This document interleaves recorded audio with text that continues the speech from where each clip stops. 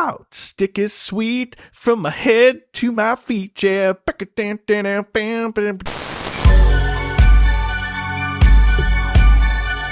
Greetings and salutations, and welcome to Hacker Slash. If you're joining us again, welcome back. If this is your first time listening, welcome to the party. We are a horror movie review podcast dedicated to telling you whether a movie is a hack, A total joke, a waste of time, or a slash. Totally killer, pun intended. We believe horror is for everyone, and as such, we're rating these movies with the perspective we've gained from our varying walks of life and the flavors of fear we fancy most. My name is Chris, I'm your friendly neighborhood slasher enthusiast. This week I'm joined by the classic horror connoisseur, Sean. Get drunk, get fat, and get fucked. The people have spoken and our patrons have decided we're covering the sequel of an iconic 90s slasher. Oh yeah, and if you support the show, you'll also get to hear our B-side at the end of this episode where we get into all our favorite Tony Todd movies. Back in episode 93, we reviewed a Tony Todd film that hit theaters a mere 5 months after the riots that swarmed LA in the wake of the brutality Rodney King endured at the hands of police officers. That film sparked a franchise that traveled to the heart of urban legends and highlighted themes of gentrification, racial tensions, and interracial relationships. 2 years after its theatrical release, as the infamous O.J. Simpson murder trial captivated the world, a marketing poster for its sequel stirred controversy. And the sequel takes us from the streets of Chicago to New Orleans and follows a young woman whose family has been devastated by the very same immortal killer who haunted Cabrini Green. This week, after winning 63% of the overall patron vote, we're talking about Candyman, Farewell to the Flesh. Yep, and this movie was nominated by our beloved patron Amber, who says, I've always been a fan of the first film, but it wasn't until recently that I watched the two sequels and reboot. Side note, that's wild.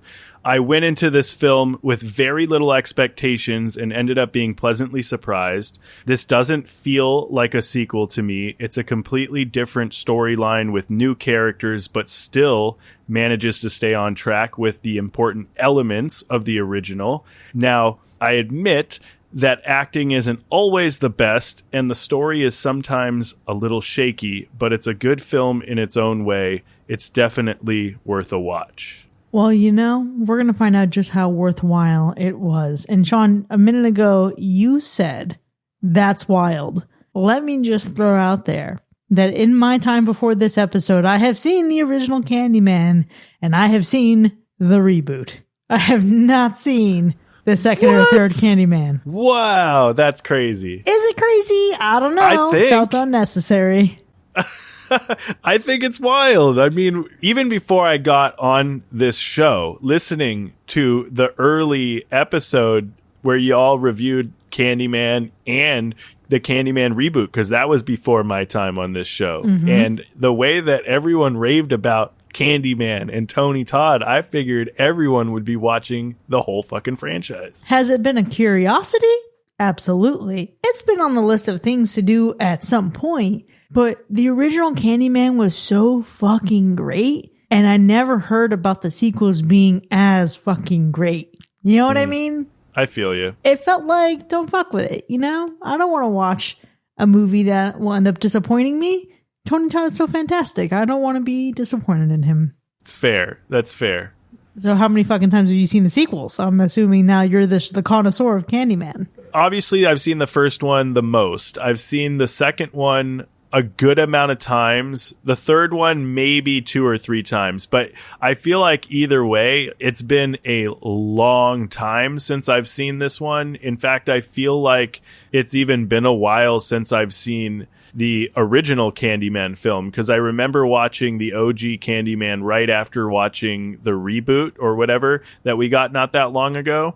And so it's probably been since I was maybe like early 20s, something like that, since I've really explored this whole franchise. But I've definitely seen them a number of times, because this is like one of those movies or franchises that I think really stuck with me as a kid. And somehow Tony Todd as Candyman has been part of my subconscious fears since I was a fucking kid. You know, it's the depth of his voice. It's freaking the presence of Tony Todd, the voice. It's crazy. We're going to get into it. Yeah, we absolutely are. And listen, knowing zero about this movie, And I mean zero. Absolutely fucking nothing. I expected that we were going to get a continuation of the first film. Didn't know it was in New Orleans. I mean, obviously, when you look back and listen back to Amber's nomination, it makes it clear that it's a different setting, it's a different story, it's different characters. However, I really thought they were just doing a recast of Virginia Madsen, and that made me a little upset. So I expected it to just be not as good. I mean, that's a fair expectation, right? You're coming off of watching the original into the sequel, like the direct sequel to that film. And most people would probably expect it to be a pretty solid continuation. And, you know, not for nothing, it's a continuation of something. A continuation of the story, we might say. It's right? An expansion. It's a 23andMe. An expansion. Yeah, the expansion pack for Candyman finally came through. The new DLC just dropped. We're going to Mardi Gras. There you go. Yeah, that's it right there. No, it is a fair expectation. And this movie, I think, definitely will not be what most people expect.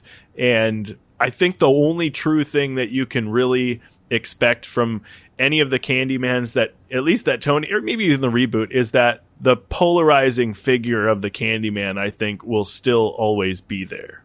Yeah, I mean, listen, not for nothing. We have a lot of iconic slashers with trash franchises. Jason is always great, even when it's not Jason, and even when the movies aren't good. Freddy Krueger, always great, even when those movies are fucking wild. Michael Myers, some better than others. Still, you always appreciate Michael Myers for being who he is. Ghostface, there hasn't been a bad Scream movie, but you get what I mean. The slasher is someone that you can watch and root for, no matter how terrible the trappings around them are. But what was interesting to me is looking back at not only how great the original Candyman is, how serious it feels, how menacing it feels, but also just how painfully tragic it feels. I was really concerned with how we went into this one because a couple things really jumped out at me. One, when we get to talking about how frightening this movie may or may not be for those who are easily spooked, they front-loaded this with a lot of cheap tricks that I don't think were necessary at all. The second thing was that it felt like you could really cut this movie up nicely as a music video for Smooth Criminal. Because if I heard fucking Annie, Are You Okay? It would have just fit. It would have fit. That's great. That is great. I did not connect those dots, but now that you've said it, I feel like, yes, we definitely need to get the Alien Ant Farm Smooth Criminal cover going. Listen, Sean, there's something you should know about me. I often spend my time in my mind thinking about how I would make music videos. Sometimes they involve horror movies. You know, there isn't a lot of people doing that, right? You have your Rob Zombies that try to do little type horror flicks with their music videos, but there's not a lot of them out there, so you might be onto something. Could be cool. Mm-hmm.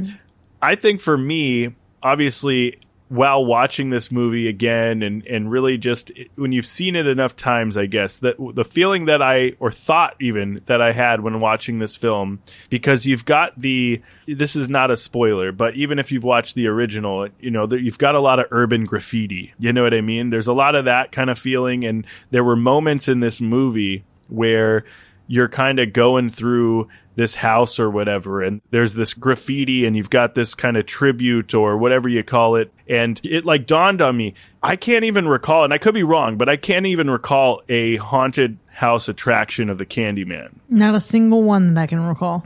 That's a big miss. Like anywhere, local haunts, big haunts, whatever, that would make such a great haunted house to do a Candyman themed haunted house. Would that not be fun? It would be fucking fantastic. There's so many great things you can do with that. I feel like it would be a great house to try to walk through. Oh, sorry. Some real-time follow-up here. Apparently Halloween Horror Nights did something with Candyman. Really? Okay. How long ago was that, though? He appeared as an exclusive photo op experience in the RIP tour during Halloween Horror Nights 2022. Candyman is the main antagonist in the Candyman franchise. He had appeared in the Universal's Museum of Horror during Halloween Horror Nights 7 Frightmares. Okay. But not like his own whole house, though. Yeah. It's not giving whole house. Yeah. Listen, if we're going to get a Ghostbusters one, you might as well get Candyman in there because it'll be way scarier. Listen, I love Stranger Things. We've had enough Stranger Things houses. Give us Candyman. Yeah, and we're going to get another one, though, because final season, it's happening. Journey's Greatest Hits is going to be all over that shit. 100%. 100%. But all jokes aside, talking about haunted house vibes, the biggest vibe that I really got was the lore in this movie, because we can joke all day that it's an expansion to the original story and all that stuff. And sure, yes, but the lore in this movie is wild. I feel like everything else can be complete trash, but the lore of the Candyman is something that I feel like no matter what is always interesting, and it's stuck with me over the years. Absolutely. I mean, Candyman has such a deep and intricate tapestry of history woven into his character. And when you examine, is he truly villain or did he become something else? Right. We've talked about this a lot in the previous Candyman episodes. I'll link some of those in our show notes for anybody who wants to give back a listen. But the lore here is something to behold. And that's the interesting thing here. Because on one hand, I go from, fuck, this would make a great music video, to, wow, this is difficult to watch. Not because it's bad, but because it's painful. And there's no way I think you can watch this and not be on his side. Yeah. Well, that's the interesting thing about the Candyman. I think this explores it a lot heavier. I feel like you empathize or sympathize a lot more for this character. But even in the original, I feel like Candyman as a character is always someone that you're not really sure. Like, he's a frightening character, but you're not really sure if you actually dislike this guy or if you kind of feel for him. So you kind of still get that feeling in the original. This one, I feel like, really plays into that with the backstory a lot heavier. It definitely feels like that. It's fear in the sense of a healthy respect. Right. And I don't want that hook near me. But we're cool. No. You're great. Do your thing. I support you. Absolutely. Fuck shit up. Absolutely. Fuck people up too. But just stay away from me. Yeah, I'm just going to try to not give them a reason to be mad, True. There's no reason. Yeah, there's no sense in pissing off Candyman. I will say, though, one of the things that I feel like surprised me the most in this movie was how much food was being shoved down this person's garbage disposal in this movie. Disgusting.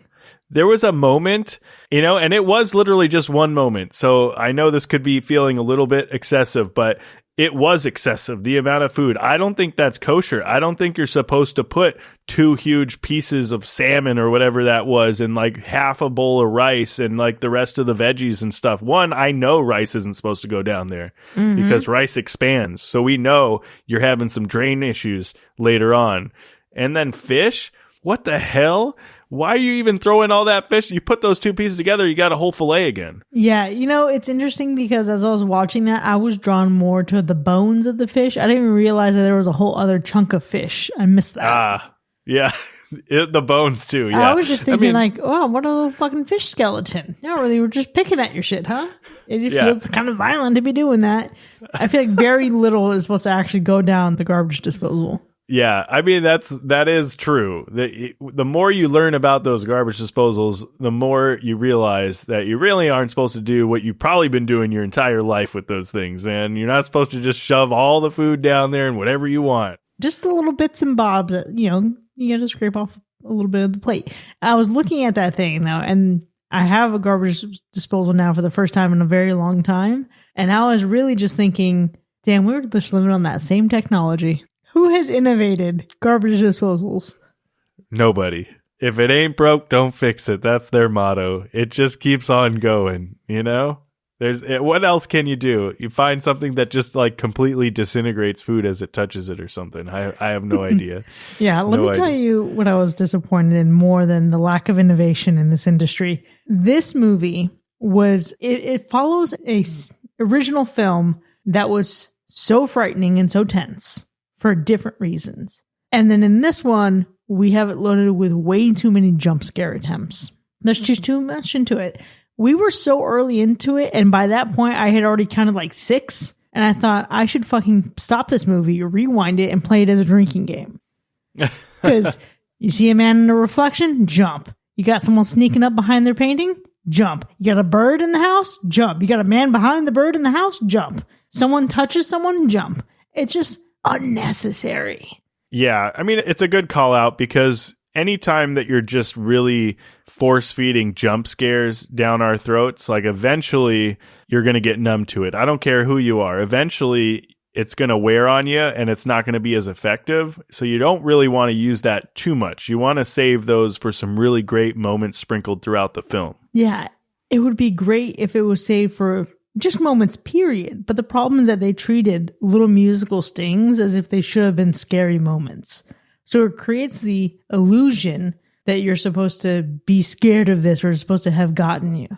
That is a disappointing aspect of the film. I think what it would end up being surprising to a lot of people and could be disappointing is what we have been kind of talking about, and it's that slight departure from the first one. And it's not like as egregious of just like completely changing everything. The essence of the story is still there, but like we literally went from Chicago to New Orleans, right? We went from the Windy City to the Big Easy. You know what I mean? Like it was a drastic change in scenery. They don't look anything like each other. It's a completely different thing. And really just exploring some historical shit that is also probably tough for people to watch. But I think it makes it a little bit, yeah, I guess you said it, tragic, right? Mm-hmm. It makes it a little bit more tragic and more of a tragedy. Either way, it makes it less scary.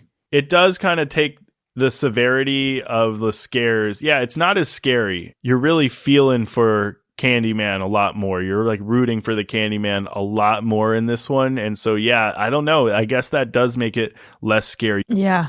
And it's that lore change there. Because I'm remembering in the original Candyman, there was a specific reason for why Candyman was so prominent and prevalent in Cabrini Green.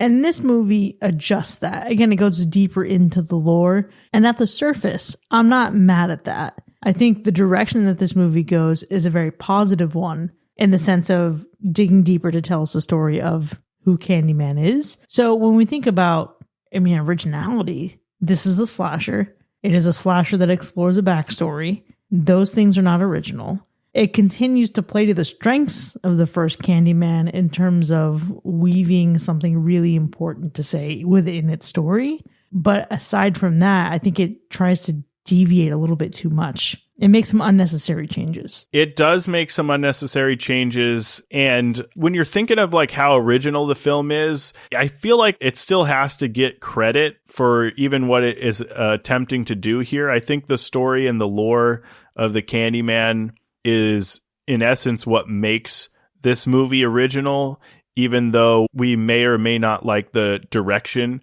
that it goes in.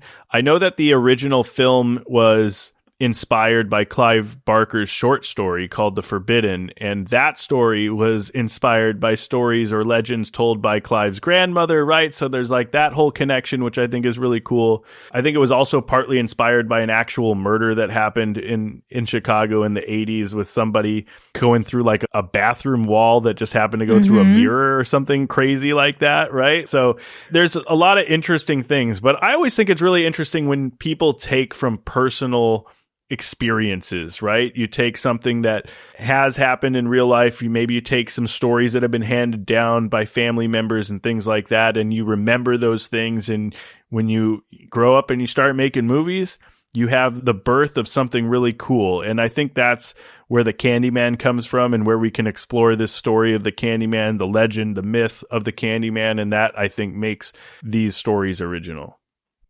For sure. It builds up that folklore. That's how you get the urban legends. That's how you get the myths. So I can definitely respect that. I think one of the other things that this movie changes is the tone of its ending. It's a departure from the first movie. And honestly, I really enjoyed it. Yeah, there's nothing wrong with this ending. I don't know that it's like mind-blowing, but I do feel like it's a fun ending. I think that it almost ends kind of in a typical horror flick way. There's this final conflict, the presumed victory, good over evil. You get the little fun moment at the end that kind of leaves the door ever so slightly cracked open for another installment. But I think that what we get out of the ending is almost everything we always kind of want out of most endings, right? It's just a fun time. And even when, the climax happens and everything, they still throw a little fun thing at the end for you that kind of like spikes your nerves one last time. And then the credits roll. And I think that's always fun. Yeah, it's a fond farewell at the end of it all. Absolutely. Well, I'm excited to see how all of this translates to our ratings. But before we get there, Sean, how would you describe the gore score? Well, this one doesn't shy away from giving us some kills, but it does really feel like it maybe didn't fully stick its hook all the way in. When you think of these slashers, I feel like it's honestly probably, depending on who you are, the perfect amount of blood and overall gore for most slasher fans. Even though we have some slashers nowadays with some insane amounts of gore. We're thinking about Terrifier and movies like that, and those are unique for what they are. But when we really think about like some of the classic slasher movies or franchises, you can still do a lot with a lot less of the gore and blood. And so this one isn't necessarily a really low gore score. It's not anywhere near high. So when you put this film up against crazy gory slashers, this one feels more of maybe like a moderate mauling, like a medium low gore score. Nice little bee sting. A little bee sting. Or 2, or 30. Or 100. Or 3,000. Yeah, who knows? Well, what about the Animal Report? Well, unfortunately, this one is not so safe because we do have some roadkill. Well, let's go ahead and get into our ratings then. Candyman, Farewell to the Flesh, nominated by Amber, selected by the people, our patrons. Was it a hack or a slash? Horror sequels can be really tricky, especially when you have to follow up a film as hauntingly poetic as Candyman 1992 was. Like, that movie is so iconic. It's a movie that I distinctly remember. We were talking about it. I distinctly remember watching this movie as a kid, and it has stuck with me ever since that first watch. And this installment, Farewell to the Flesh, really sets out to expand the mythos and really dive deeper into this lore of Candyman and the character's past. And we definitely do depart from the first one. We depart from this like bleak urban horror vibe that we got in the streets of Chicago, and we arrive in this eerie, supernatural New Orleans type vibe. And it doesn't feel as successful as the first one. There's definitely something missing. It doesn't quite capture the chilling atmosphere and depth that the first one really did. We don't get the psychological urban legend horror as much, but we do dive deeper into Candyman's lore. It reveals more about his origins, making this, I think, still feel pretty entertaining with its tragic and compelling story. So it's very interesting. There's drastic differences between the first one and this one, but they're both entertaining in their own right. And it almost feels like this could even be a gothic romance in a way. But the glue, or should we say the honey, that holds this movie together is the legend Tony Todd, R.I.P. He has that commanding presence, especially with that deep, booming voice. And ultimately, this is an urban legend that I can get behind. And even though this isn't as good as the first one and it's far from perfect, it still has my hook of approval. It might not be as sharp as the original, but it's sharp enough and it's a slash. Well, listen, I mentioned earlier that I thought this was not necessary to watch in the now 30 years that have passed since this film was released. 30 years. It's a long time to pass on a movie. The reality is there are moments of this movie that are good, but not great. But then there are some elements that truly are just great. Tony Todd's performance continues to be great. What brings this movie down are a few choice moments of terrible effects and an inconsistent performance from the rest of the cast that surrounds him. And it takes some big swings to expand the lore of Candyman, to dive deeper into that lore. And listen, sometimes that's successful. There are some moments where it feels almost a little convoluted and we're like, okay, how exactly did we get there? You might have to brush up on it. But this movie, in no way, but you cannot deny that this movie lives in the shadow of its predecessor. I will say, as much as I've found this to be unnecessary in the past, Tony Todd's performance and the deeper dive into his lore is actually absolutely essential viewing. Even if the rest of the movie around it isn't that great, those two elements alone make it worth the watch. This movie still has something to say, and it does make me want to watch the next film. So, if it can be a fun slasher in some moments, and it can continue to make me love Candyman, it's gotta be a slash. And with that, Candyman, Farewell to the Flesh, has earned a universal slash. Now, we have a lot to dive into here. There's a lot to unpack with this movie and its lore. You can check a link in our show notes to see where you can find this movie right now if you haven't seen it yet. But when we return, we're going to dive deeper into these characters and how everyone's connected. We'll see you in a bit. Need a little honey, but you crave a little fright. Say his name 5 times and you'll scream with delight. Are you tired of boring, run-of-the-mill honey? Looking for a spread that's as sweet as revenge? Then dip your knife into Candyman's cursed honey, the only honey infused with just the right amount of terror. Harvested straight from the most haunted beehives of New Orleans. Our honey is so good, it'll make you say his name 5 times. But be warned, once you open a jar, you may never close it again. With every drizzle, you'll taste hints of blood-soaked tragedy, whispers of forgotten vengeance, and just a touch of despair, balanced with a rich, golden sweetness that lingers long after you're gone. Perfect for tea, or drizzled on toast and served with some fear, because once you've had a bite, he's already here. So go ahead and indulge, just don't look in the mirror. Candyman's cursed honey. It's sweet, sticky, and sinister. Available exclusively in the shadowy corners of abandoned thrift stores and that one eerie market stall that disappears when you blink.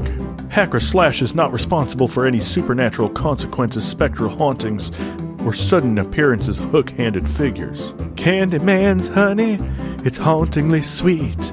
One little taste, and you're doomed to repeat. Candyman's cursed honey, the last taste you'll ever love.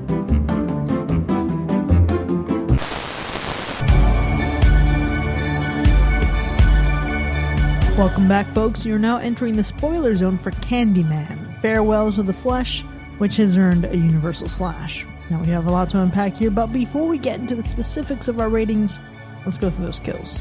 Well, we might not get a ton of gore in this one, but we do get a healthy kill count with a total of 11 deaths. This one was filled with plenty of flesh hooking, throat slicing, bee stinging fun, and I gotta admit, I had a good time with some of these kills, but I'm curious, Chris, which one of these kills hooked you? Okay, it was Paul. Fuck Paul. Didn't really care about Paul. Listen, is there anything really even wrong with this guy? Maybe. He just had bad energy for me. I get that he didn't outright fucking be a complete asshole, but there's something about him that just annoyed the shit out of me. So I really enjoyed that he's over here being a little goofy little goober, and then all of a sudden, hook in the gut to the gullet. Done. It was good. He got like hooked, lifted up, right? The blood hitting Annie's lips. And then she licked it. And she tasted that blood. That was that moment.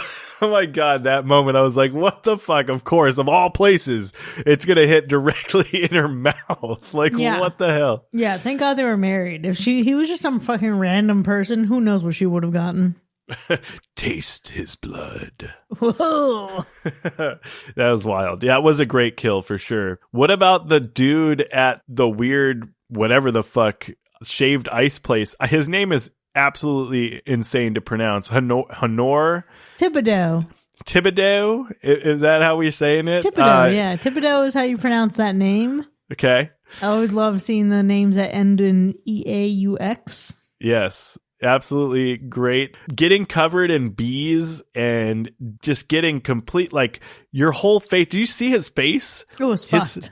It was bad. Like, these are some killer bees, or he was allergic to bees. Bro, yeah, that was some anaphylactic shit. Yeah, it was intense. Like his whole half of his head just looked like it was just covered in like boils and things like that. And then he got thrown headfirst through the drywall. Through the drywall. That was so bad. And Holy the fact crap. that this detective that just touched him and just kept looking in there. All right, sir, he needs some medical attention. Maybe don't pull him out. Yeah. This guy is done for. That was absolutely intense. Yeah, he could have been in My Girl. Oh my gosh. It was crazy. Okay, but speaking of that fucking detective, I actually also loved his death because it was very Tina from A Nightmare on Elm Street. Oh, yeah. Yeah. The detective got thrown through the window, right? Yeah, so he is the one who, I mean, a few things happen to him, and then he eventually gets thrown through the glass and then lands on the floor. But when we specifically see the CCTV video of him being lifted up and then her brother watching him cowering in the corner, freaking out, it was straight out of A Nightmare on Elm Street. Oh yeah, that was great. Yes, watching the playback footage and like finally she's like, "Oh shit, this is some fucked up shit. Like people are floating in midair. Something had to have happened." Freddy Krueger up in this bitch. Yeah, no, that was definitely good. Here's the thing. What do you think it is about the Candyman and his fascination with pushing his hook through you from behind? You know, like, is there any other way? Like, that's one thing I want to see. Like, we could be a little bit more creative with the hook. You know what I mean? Like, I feel like if that's the one thing I want to, like, we got some throat slicing. Let's see more of that. Let's get somebody in the eye and yank his head rack, or maybe snap his neck, like rip his head off. I don't know. There's some crazy shit we could be doing with this hook. I don't know. Maybe Daniel just likes it from behind, bro. I couldn't tell you. Maybe he likes to hit it from the back. And that's all right. That's all right. But it's interesting. I mean, it's effective, you know, when you're hooking somebody and like lifting them up, that's cool. You're gutting somebody, you're getting that front shot. I mean, I guess it's because he's always sneaking up from behind you and grabbing you because it's a mirror thing. Yeah. It's a fucking mirror thing. Yeah, no, it absolutely makes sense. But I guess what I would like to see is less of the just pushing it through the back and more reaching around. Yes. And just like, you know. Right. You can do a little bit more. Scraping, poking. Yeah, you could do a little bit more. Get some Pushing. chest ripping, you know, like rip somebody's insides out, man. Like Slice it could be them. pretty wild. You can like literally gut somebody from the front of the stomach and all their guts fall out. But maybe we're getting too heavy into the practical effects and things, and maybe we're trying to save some money. I don't know. I'm just getting the heebie-jeebies now because now I'm thinking about him standing from behind someone, taking that hook, and then like cutting a fucking major artery or something. Like maybe there isn't one. I don't know about anatomy. But like running the hook down someone's like inner thigh and just like ripping it all the fucking way up, that'd be terrible. It could be a slight variation, a remix, if you will. Yeah. Of the hot dog slice from Terrifier. He could do something like that. I oh feel my like, God, that would be fucking terrible. God, now my mind is racing into places I don't want it to go. I mean, you did go down that path. It was a natural path to go down when you said hit it from behind. Oh my gosh. But it's true. Like we do have some room for some crazy variations of kills, but who am I to, you know, maybe it's his forte. He likes to go from the behind and that's cool. It's all good. It's all good. Okay, but the worst fucking death. Okay. Was the death of his ghost, of his spirit. I fucking hated this. And let me be clear, I'm not against him being defeated by the cursed mirror. No, that I'm cool with. Yeah. The execution of this, the effect of him falling apart piece by piece, cool fucking premise, terrible execution. It looked horrendous. Yeah, this is one of those moments because we're still in the 90s, right? So you got to also understand, like, visually, we've come a long way with films. And for me, it was a visual thing that really took me out of it because as he's falling apart in pieces of glass or whatever he's supposed to be from this mirror, right? Like, it wasn't even the pieces that fell off. It was what the insides were looking like as the pieces fell off because it looked like a really bad computer game graphic type thing. Mm-hmm. And I get it. It's the 90s. We're much farther advanced than that. We've seen a lot of shit since then. But if you can't make it look good, and come on, did that look good in the 90s? Bro, I don't know. Just go practical. Yes. Why do we have to? We talk about fucking how early this technology was, but we also had a Nightmare on Elm Street looking great in the 80s. Very true. Just go practical. I don't know how you would practically do like the glass and all that stuff. Sure. But maybe don't compromise. Maybe he doesn't need to be glass. Exactly. It doesn't have to be that way. You tried so hard to execute a vision. Yeah. That it came at the cost of executing the vision. You didn't do it well. It's true. It's true. It just didn't look good. And even today, even when we do have good CGI and things like that, practical effects for some of this stuff is just going to look cooler. It's going to look better. It's what the fans really want. We want to see the practical effects. Speaking of which, sorry, just the effects again, really shitstorm here. The bee cloud also looked terrible. Oh my God. I was going to say... Worst thing in the entire movie was the bee cloud. The bee cloud was terrible. As it got bigger, it was as if some guy in the editing bay was like, enhance. It was so ridiculous as they were showing the bees in the air, and then we get like the second of like a dozen bees kind of buzzing around the area that were real, and then they just go. And then they're just gone back in the air wherever their hive is. It's wherever quitting time. Yeah, it was horrendous. All Absolutely the bees horrendous. With their fucking little punch cards and their lunch boxes and going on home to their wives. Yeah, they couldn't get like one good shot of real bees flying in the air. This man put bees in his fucking mouth in the first movie. Right? The bee shots, excellent in the first film. This time around, what the fuck were we doing? Because even then, I mentioned earlier my favorite kill with Paul. Annie fucking scratches him. Annie, what the fuck was your plan? What were you really gonna do? You just thought maybe if I slap you hard enough, my finger will go through your fucking face? I don't know.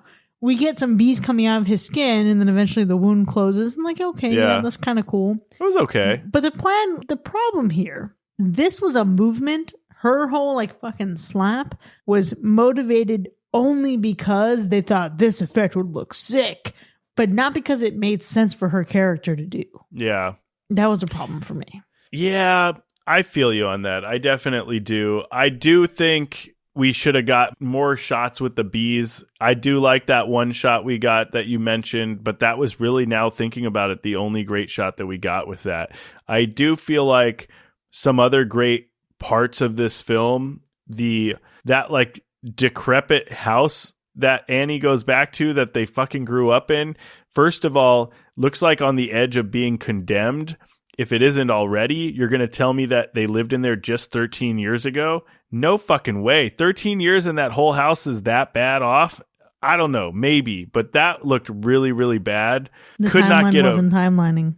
Yeah, just that part wasn't great, but the look of the house was actually, I liked once we got inside the house and we're going through, and that's where you get like the shrine with the graffiti, like we got in the first one in the city with the candles, right? That part, I always love that stuff.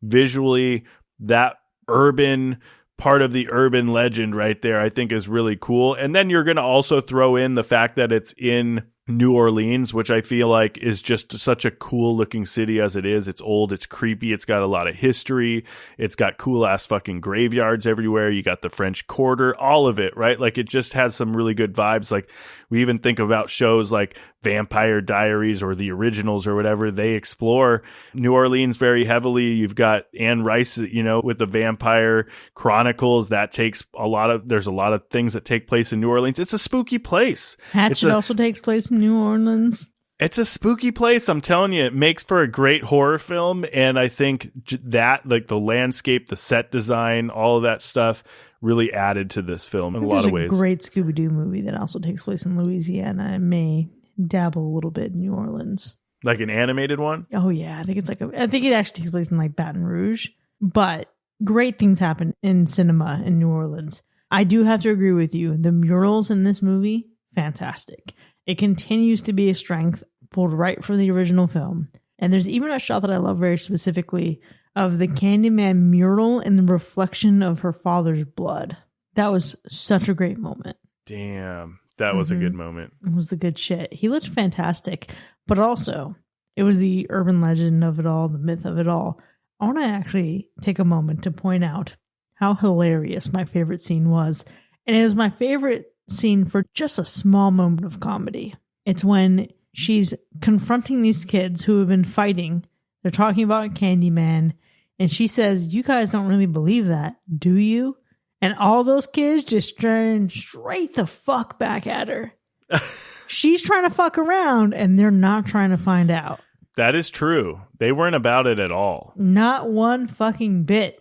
And the fact that this kid then goes and hides after this, fantastic. But it was the looking back in her eyes like, are you fucking serious? Of course we believe this. But then we have one lone bee that comes to the window. First off, super appropriate now that bees are not in a great place in our modern society. Very scarce, the bees. But second, it almost correlates with the internet speed at the time, and it's as if Candyman himself was buffering bee by bee and just slowly making his way up on dial-up to that fucking window. Just took him a little while. The lowly bee. Yeah, it's like when you fucking try to download something from the internet and hours later it's finally there. Candyman took a few hours to download into her fucking life. Oh my God, do not bring me back to trying to wait for something to download and it's just downloading on the screen little piece by piece until you finally get the whole page to fucking load. Those are some dark fucking times. Let's not go back there. I don't have to take you back because Y2K took you back at the end of the year. That's true. We have been going back to that era a lot recently, and some things are fun and nostalgic and other things I'm like, holy shit, that was terrible. Absolutely terrible. I will tell you, though, there are some really great scenes in this movie, and I'm going to start off by actually sharing what I think was such a very strange scene and such a weird scene that almost felt like it didn't belong in the film at all, and it was in the very opening scene when we're getting this professor lecturing to this group of people about the legend of Candyman and his book or whatever. And it's not even the fact that there's somebody that's like lecturing on it, but it's the fact of the audience. The audience I was not bought into. It was a random group of people, old, young, didn't make sense. Like, is this college? Is this just like a book club? Is this like a place where people are like, they love this author, they want to go hear him talk? Like, what was happening? And what was with the dude that was sitting off to the left with his sunglasses on that just like kept like nodding like he was having like he's high as fuck. He's like having a good time. Like, oh shit, man. Yeah, I'm digging it. Like, what is happening in that scene? Yeah, it was just a book tour. So his new book was out. People wanted to get their fucking book signed.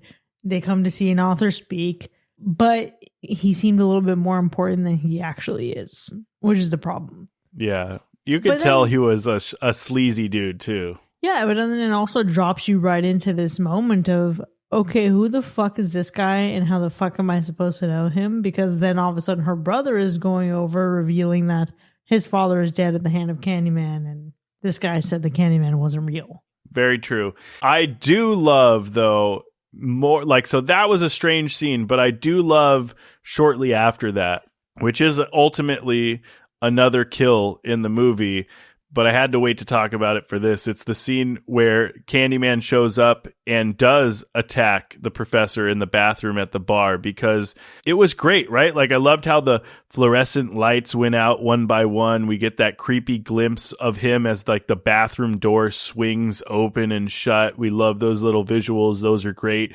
Then he's like behind him. Of course, we get the classic mirror shot like only we would with Candyman. And something about the way that the blood splattered onto this dude's book was just chef's kiss. It was so good. And it actually, in that moment, made me think of the reboot that we just got because of that whole bathroom scene.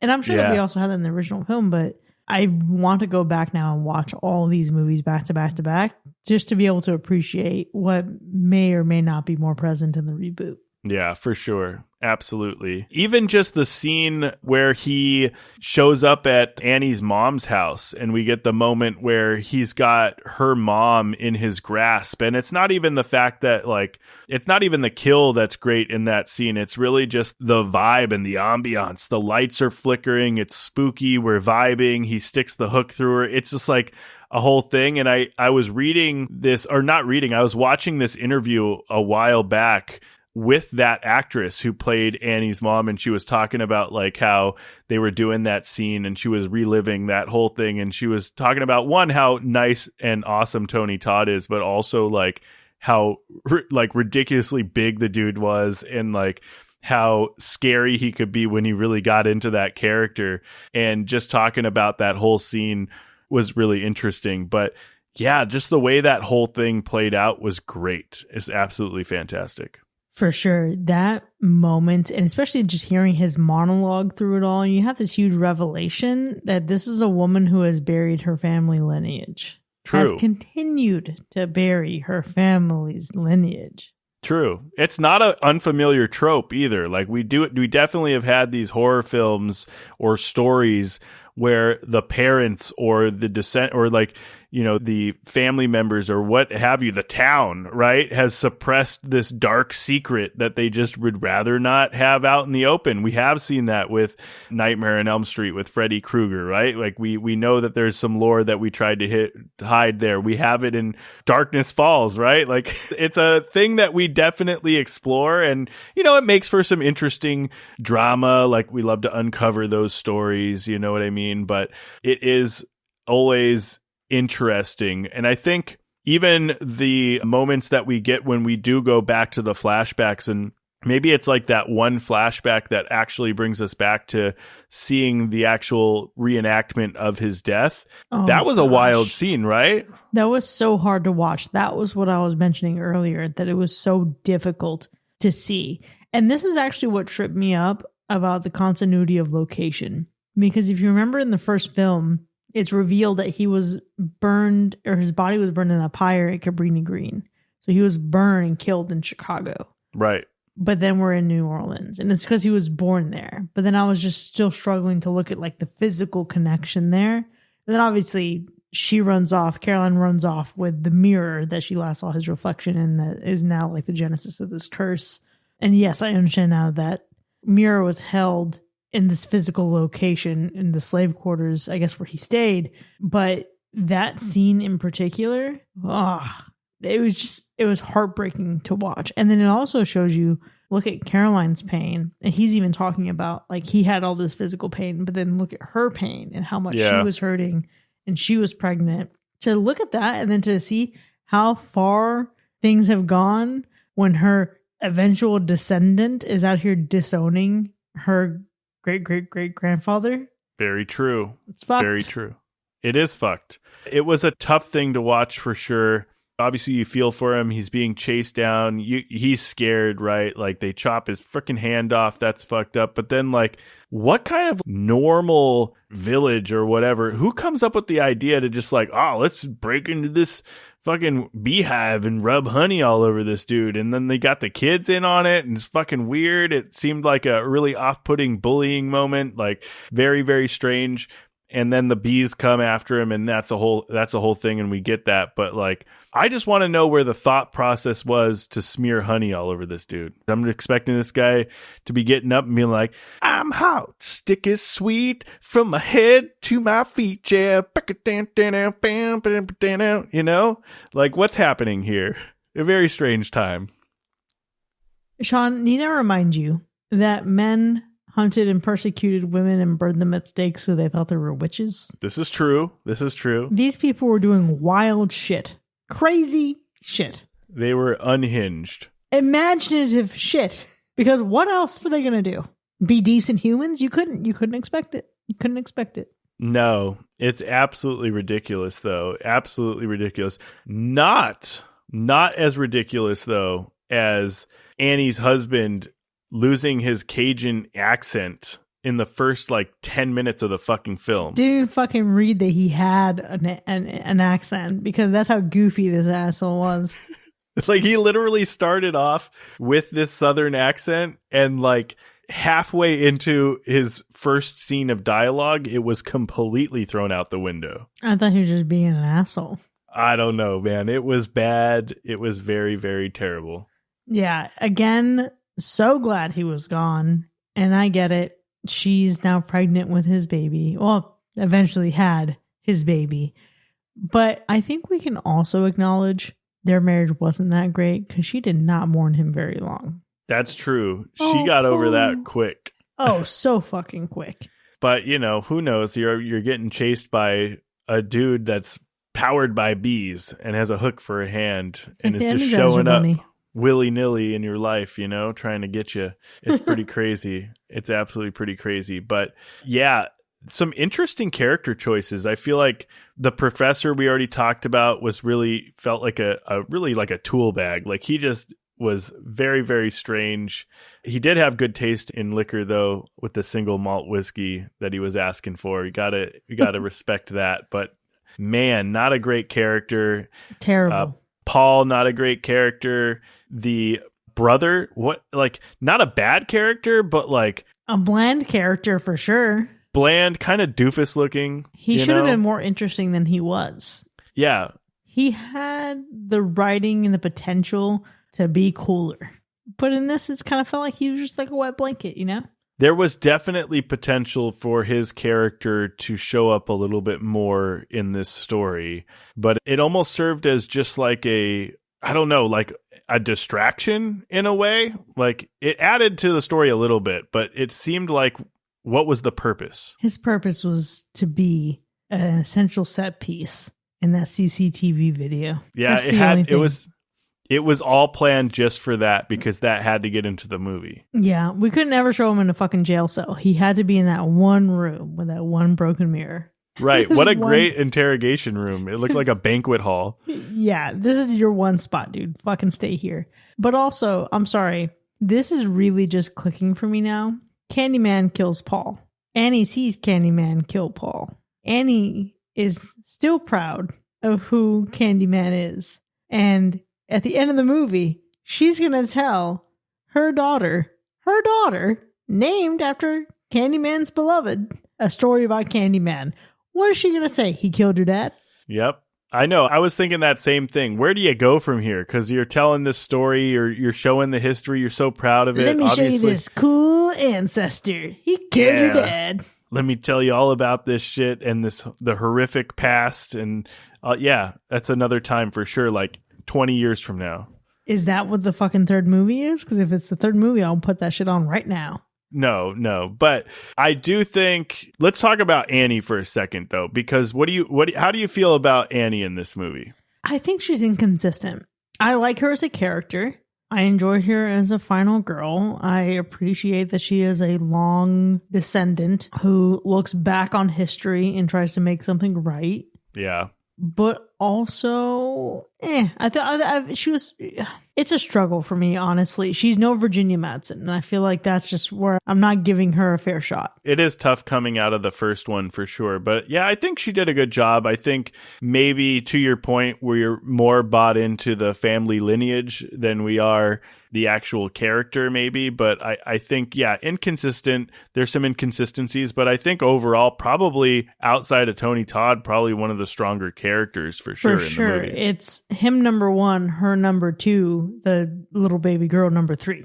Yeah, because there's just something with Tony Todd just like commanding presence in every scene that he's in. And you almost have to in a movie like this where when you're showing up to really fuck some shit up. But I do think he just has this aura about him, which I think makes Candyman as a character so special in any of these movies, because it's the voice, it's the size factor, it's the looks that he gives, it's the way that he shows up, it's the legend, you know what I mean? Just all of it together, just fantastic. It's very much the man, the myth, the legend. The man, the myth, the legend, Tony Todd.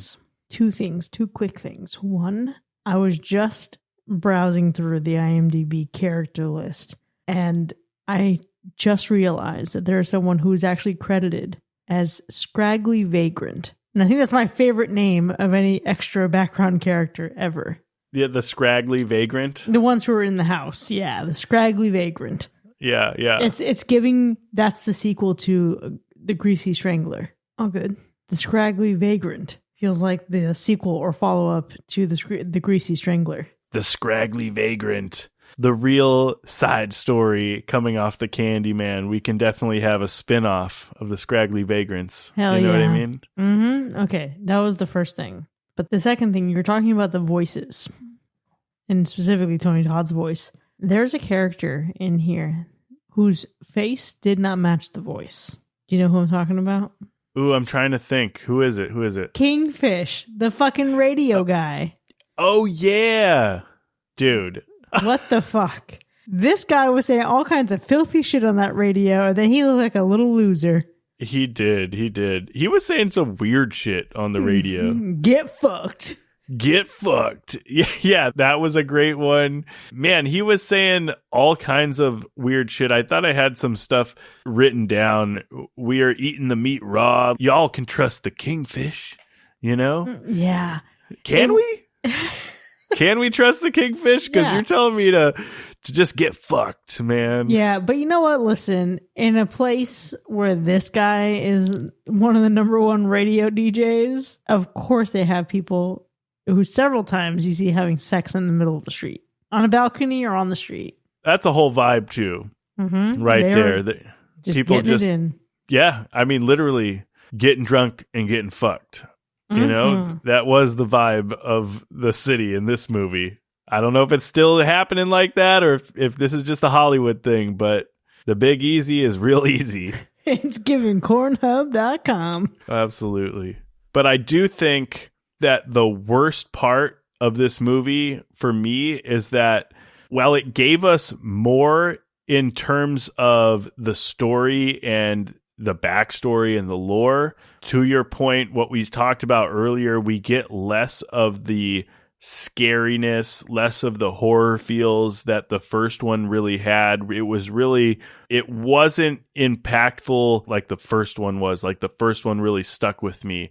This one played into some really entertaining, aspects of the legend of Candyman, but I didn't feel like I was scared like I was when I watched the original Candyman. I mean, I agree with you. That's why it's, I would say, a central viewing because of the lore of Candyman, but not because this is a scary horror movie by any means.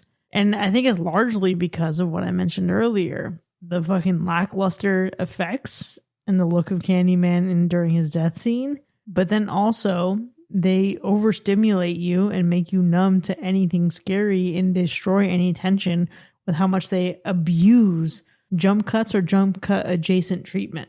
And so honestly, when I watch this again at some point, because I think I'm going to try to do a franchise binge at some point, I'm going to do it as a drinking game. Drink every time there's a jump scare. I mean, that could be fun for sure. It definitely could. I do think this one overall it definitely deserves a rewatch. I think it's definitely has some rewatch value. You said earlier it makes you maybe want to watch the whole franchise all the way through. I think it absolutely does. If nothing else, definitely first one, this one back to back. The third one, as anyone could probably presume, everyone has their own opinion. I don't think it holds up as good as the first and the second one.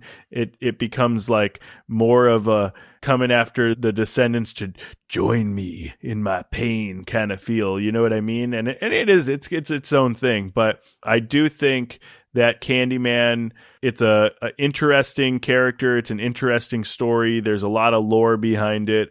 The first one is absolutely iconic. This one is fun too. I think it definitely is something I will be revisiting again soon.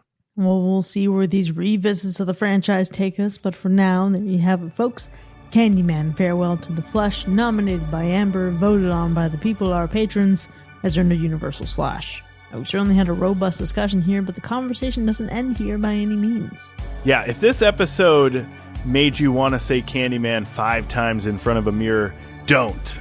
Consider supporting the show instead. You can go to patreon.com/hackerslash and enjoy even more of the show, including bonus content with early access, extended episodes, movie nominations, and live shows.